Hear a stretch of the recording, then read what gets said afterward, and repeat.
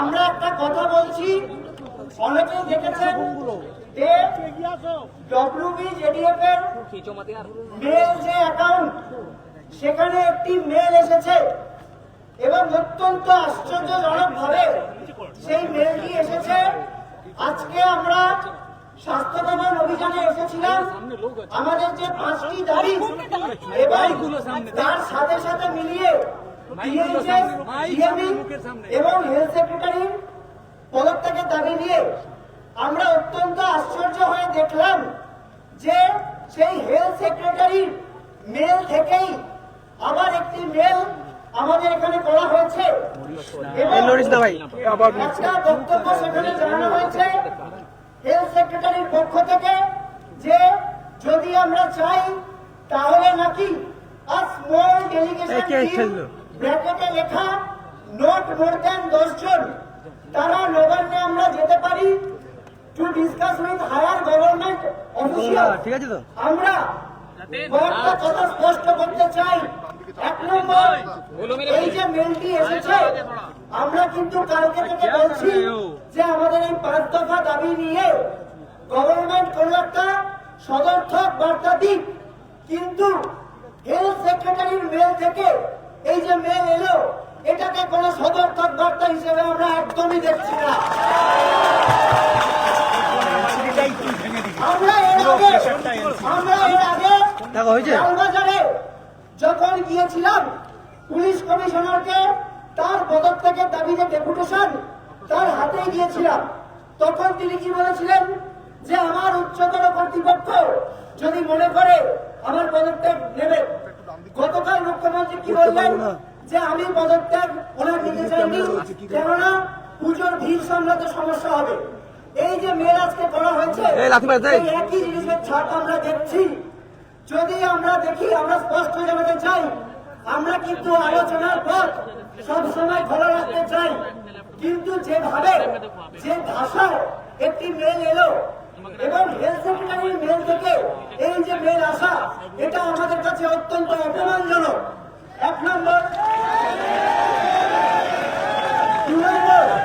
2 নম্বর, ঠিক যেভাবে বলা হলো a small delegation team not more than 10 জন, এই ব্যাপারটাকেও আমরা অত্যন্ত অসম্মানজনক মনে করছি।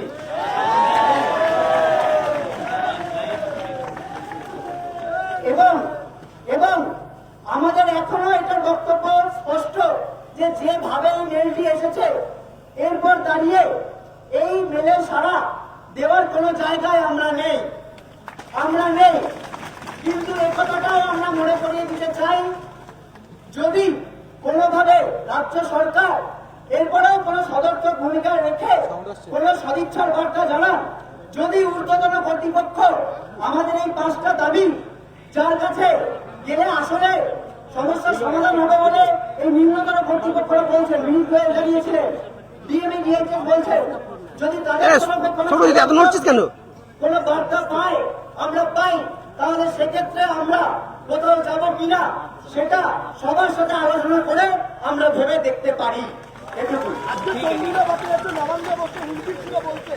কি ব্যবস্থা নেওয়া হবে না তার সিদ্ধান্ত নেবেন মমতা বন্দ্যোপাধ্যায়। 7:30 অব্দি নবান্নে অপেক্ষা করছেন বৈঠকের জন্য। আমরা কিন্তু এই বৈঠকের জন্য যে বার্তা পেয়েছি, আবার বলছি, বৈঠকের কোন নবান্ন থেকে কোন মেল আমাদের কাছে আসেনি। এটা হচ্ছে প্রথম বক্তব্য যে আমাদের কাছে কোন অফিসিয়াল মেল নবান্ন থেকে আসেনি, আমাদের কাছে এসেছে হেলথ সেক্রেটারি মেল থেকে আসা একটি মেল। এবং আমরা স্পষ্ট বলছি যে এই যে বৈঠকে বসার যদি সদিচ্ছা থাকতো তাহলে কিন্তু তারা আরো অনেক ভালোভাবে, অনেক নমনীয় ভাবে, অনেক সেন্সিটিভ ভাবে আমাদেরকে সেটা জানাতে পারতেন। সেই জায়গাটা কিন্তু ওনারা রাখলেন না।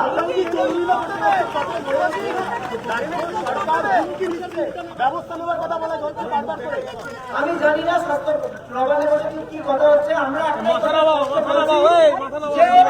আলোচনার পথ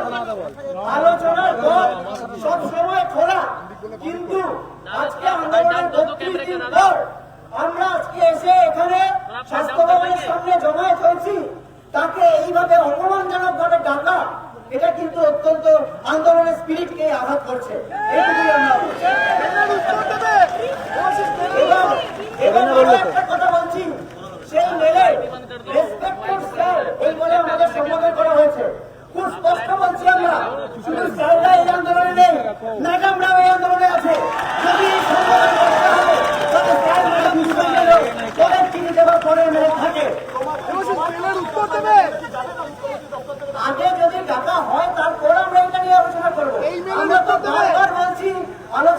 সবসময় খোলা, কিন্তু যেভাবে আমাদের এইভাবে অপমানজনক একটা মেল করা হলো, সেই জায়গায় এই মেলের উত্তর আমরা সেইভাবে সাড়া দিতে পারছি না। আমরা তো অবস্থান বিক্ষোভে বসে রয়েছি শান্তিপূর্ণভাবে, আমরা এভাবেই বসে রয়েছি। মেলের উত্তর দেবে। আমরা কোনো সমস্যা পাচ্ছি না। আগে প্রপার কোনো মেল আসুক, প্রপার কোনো জবাব আসুক, তারপর আমরা সেই মতো করে মেলে কমিউনিকেট করতে পারবো। लाइट तो हमारा नहीं जा रहा है, तुम तो मोबाइल लगा दिया। এরকম 10-12 জন নয়, আমরা জানি প্রত্যেক কলেজের সমস্ত প্রতিনিধি দল মিলেই যদি যাওয়া হয় তাহলে সবাই সিদ্ধান্ত নিয়ে যাওয়া হবে। এরকম ভাবে কোন 10 জনের ডেলিগেশন টিম কোন জায়গায় যেতে পারে সেটা আগে আমাদের কোন